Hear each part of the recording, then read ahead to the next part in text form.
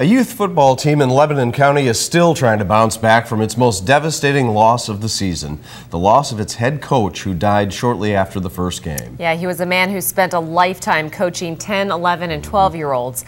CBS 21 sports director Jason Bristol live in the studio for us tonight. Jason, is this story proof there's life after death? Tanya, I think that's a great way of looking at it. I mean, this team did not quit.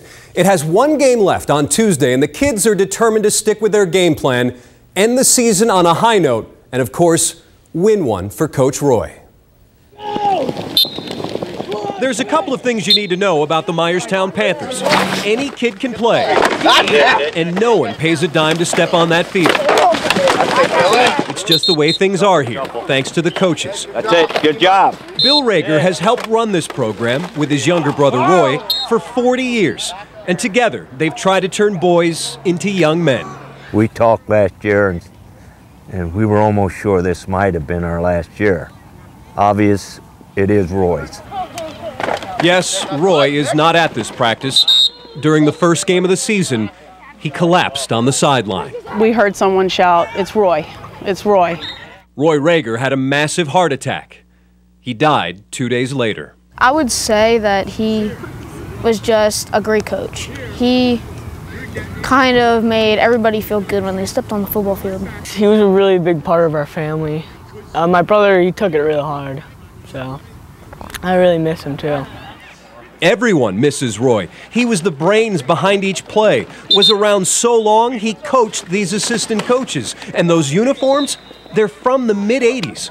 Roy always felt playing for free was more important than paying for fancy jerseys. Bill admits it hasn't been easy being on this field without his brother. But with Roy's initials on the back of their helmets, the Panthers put their sadness aside and will still finish with a winning record. We don't have the best equipment, we don't have the best uniforms, but we bring a lot of heart to the field each and every day. And remember how anyone can play? Missy was once a linebacker. Then, like now, football here is about teamwork and just being together.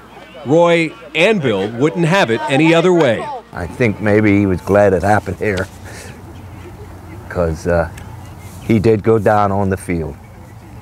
And no one's sure how this team will remember the season, but here's a couple of more things you should know. Myerstown loves its Panthers, and the Panthers loved Roy Rager. They did, and Roy loved following his former players.